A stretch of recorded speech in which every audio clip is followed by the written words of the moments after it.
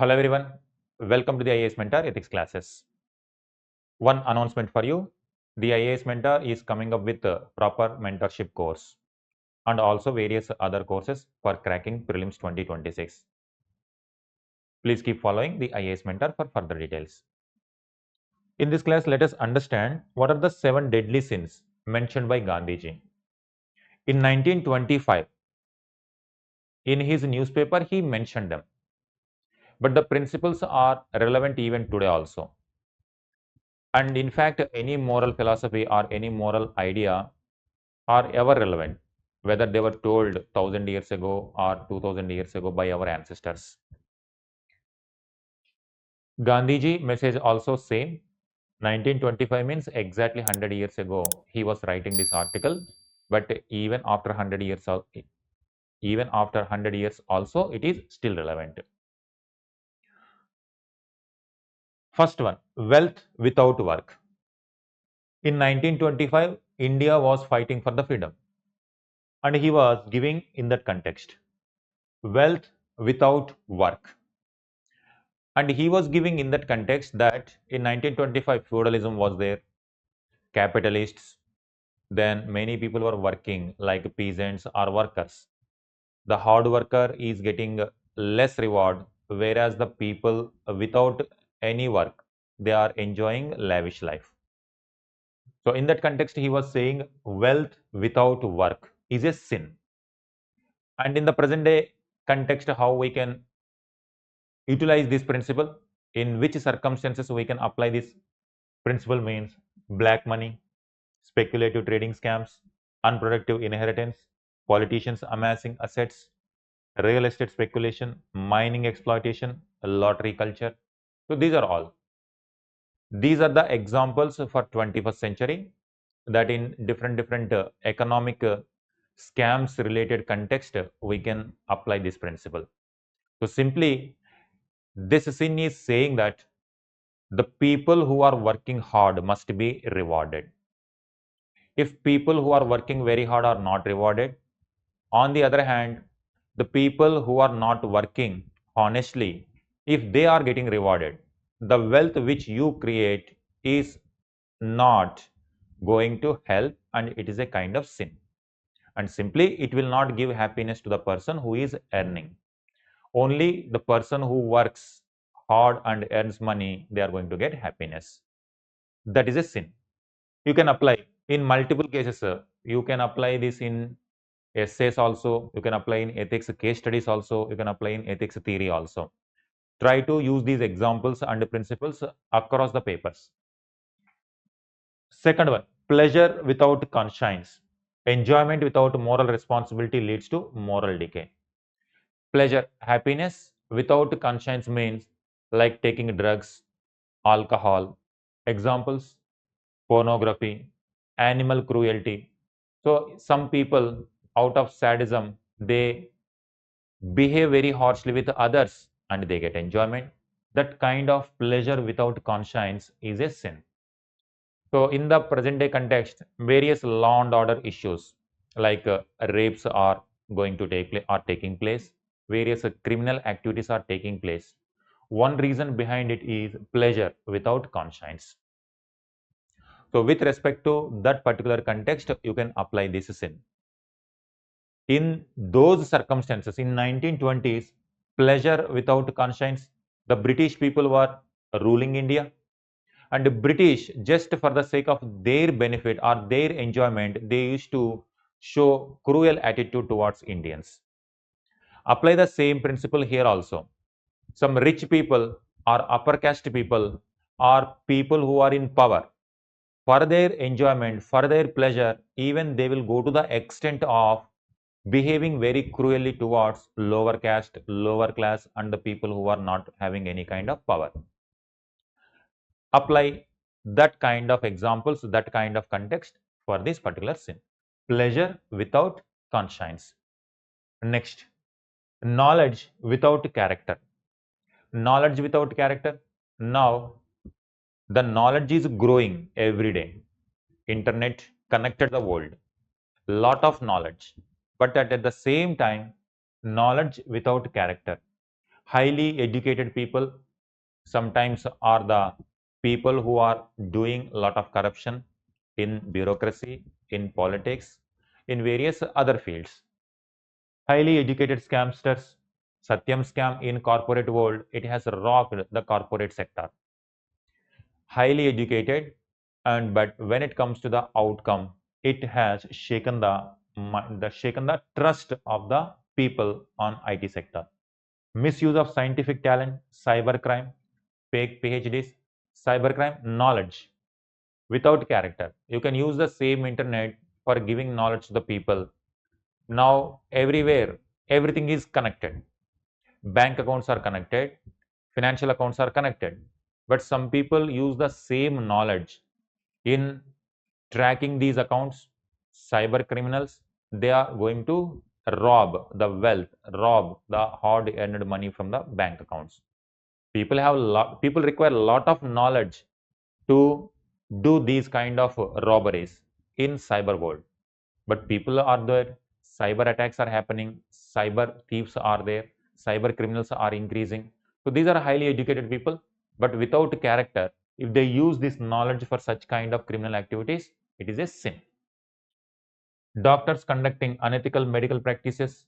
For example, ultrasound. It is a technology which is used to cure some kind of ailment which is there inside the body. Doctors are highly educated people. They can solve the pain of a person.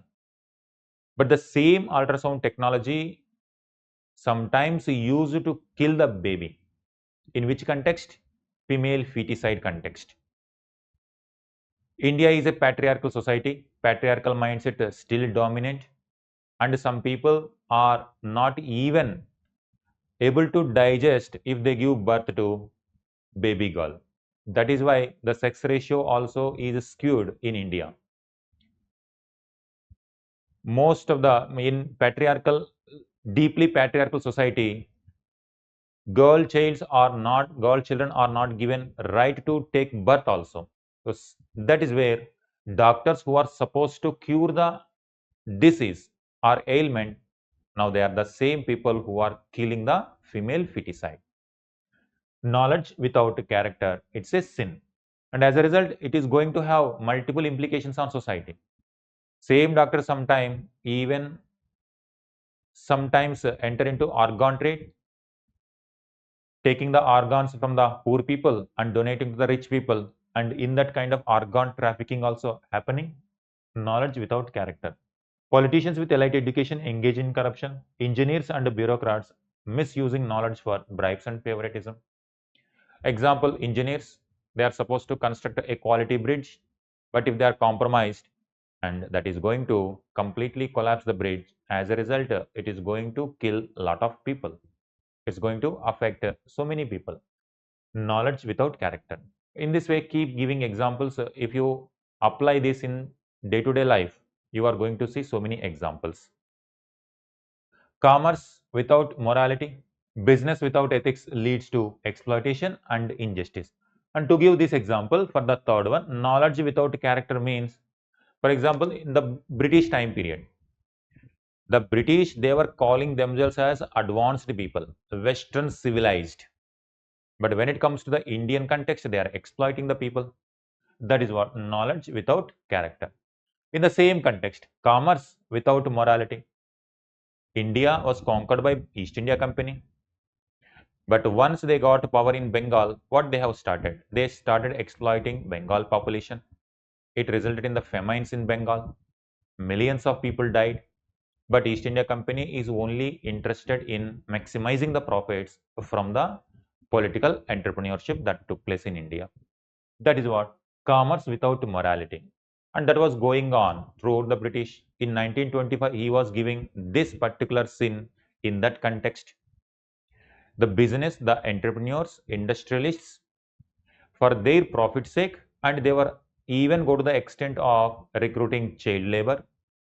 They will not give wages equally both men and women, and they will give very low salaries, low wages for the workers to maximize their profit. They exploit the tribals, exploit the minerals. That is how It was happening that time. Now in 21st century, when we are living also similar thing, commerce without morality, adulteration of food and medicine. Medicine supposed to be very fine quality so that ailments and diseases can be cured. But if medicine itself is adulterated, the medicine which is supposed to cure the disease, and if it itself causes disease, then it creates more problems for the people. But when it comes to the business people, they may see business in it, so that people will buy more medicine and they will get more profits. Food adulteration, which is unethical, corporate frauds, environmental violations by industrial houses. So these are all business. For the sake of business, people, whether it is industrialists or normal traders, anywhere, if they do unethical practice for the sake of profits, it is unethical. Exploitation of labor in textile construction industries. Same example. Unethical marketing practices, tax evasion, shell companies, pharmaceutical overpricing during healthcare. During COVID time period, hospitals charged a lot. Commerce, they did business. Hospitals did business without character. That example you can give. So in every sector, education sector, healthcare sector, industrial sector, for the sake of profit, if they are not even worried about the sufferings of the people, that kind of character, that kind of behavior is unethical. Likewise, they saw. Next, science without humanity. Technology must serve humanity, not destroy it. So many examples you can give. One of the best example is nuclear. Nuclear technology, nuclear science is very much useful for removing the problems of humanity. For example, when it comes to nuclear energy, it can be used to harness the energy for better mankind. They can give electricity to the people.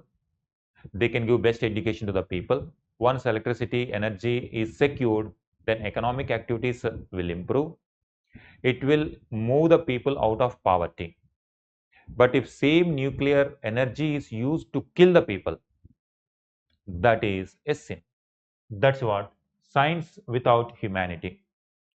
He was giving in the context railways were one of the wonders of science. But railways were used by the British to take the minerals from the tribal belt, exploit them, to export raw materials from India, sending it to London and dumping the manufactured products in India. Same science, but science without humanity. Science they used to crush the people, to kill the people, to exploit the people, then that kind of science is not going to help. That is a sin. Bhopal gas tragedy, negligence of industrial safety. Many people died. AI-driven surveillance threatening the privacy and liberty. Nowadays, AI is going to pervade everywhere. Computer systems are everywhere. People are connected to cyberspace. If this space is misutilized, then it is going to create a lot of havoc to the people. Simply the knowledge which going to save the humanity. Instead of saving humanity, if that destroys humanity, that is called sin. Examples you can give: e-waste pollution, misuse of genetic technology, digital divide, climate unfriendly industrial expansion. So that is what science without humanity. Science and technology must be used to remove the poverty of the people, to improve the standard of living of the people. Suppose if the biological knowledge is there, the same biology can be used to make biological weapons. That is a sin. Nuclear energy for killing people. That is a sin. The technology like drones, they can be used for the better progress of the humanity. At the same time, they can be used to drop a bomb on other cities. Terrorists use this same science for killing the people, innocent people. It is a sin. So this is how If the science not used for the betterment of humanity, rather it is used for destruction of humanity, it is a sin. Next, religion without sacrifice. Every religion, whether Hinduism, Vedic tradition, or Buddhism, Jainism, Islam, Christianity, every religion, when they have taken birth, they talk about peace. But if the same religion is used to kill the people in terrorist by terrorist organizations, then it is a sin. Religion without sacrifice. Religion means having the tolerance towards all other religions also. But if the religious person is not able to tolerate others type of idea, then it is not a sacrifice. If that is not sacrifice, then it is not a religion at all. So every religion talks about patience. If people are not patient enough, then that is not a religion. People have to strive to meet the goals of a religion like peace, non-violence, equality, brotherhood. These are some of the basic principles which are ever relevant across all religions. But instead of showing brotherhood towards other religious people, if they start discriminating, abusing, undermining, then it is not a kind of religion. He was saying in the context of Christian missionaries that were active during the British time period, they were undermining, degrading other religions. But Christianity never said to undermine other religions. Other religions, people have their choice to follow their own ideas. But that degradation is not religion without sacrifice, is a kind of sin. And at the same time, with respect to other religions, within the same religion also, some people they say they are followers of religion, but they live in lavish life, luxurious life, but again they will preach simplicity. So that is what? That hypocrisy is what Gandhiji is saying, that sin. Communal violence. Religion is used for killing the other people. In 1920s, communal tensions were going on. Hindu-Muslim divide, Hindu-Muslim tensions were going on. British were using divide and rule policy. Religion is used for the benefit of politics. That is not a moral conduct. It is immoral. Religious Persians turning violent, superstitious blind belief, and so on. So whatever I have explained, these are the examples of religion without sacrifice. You have to tolerate other ideas. That is a kind of sacrifice you have to show if you want to follow your religion in strict manner. If a person is not tolerant enough, if a person is not accepting other ideas, if a person is not accepting the diversity, differences of opinion, that is a not kind of religion. That is what religion without sacrifice. Next one, politics without principles. This is 1925 context or 2025 context, same thing. For the sake of power, if people do politics, that is not moral. Politics without principles. In the present day context, like horse trading, in the Indian independent history, people or MPs or MLAs used to defect to other parties. They win the elections with one party ticket, but after winning the elections, they will jump to the other party if they are getting some kind of benefits. It could be a position in the power, it could be some kind of contracts, it could be some kind of business benefit, anything. If people jump, if people don't stand on the principles, on the ideology, they will start the career with one ideology and keep on changing for the positions in the power.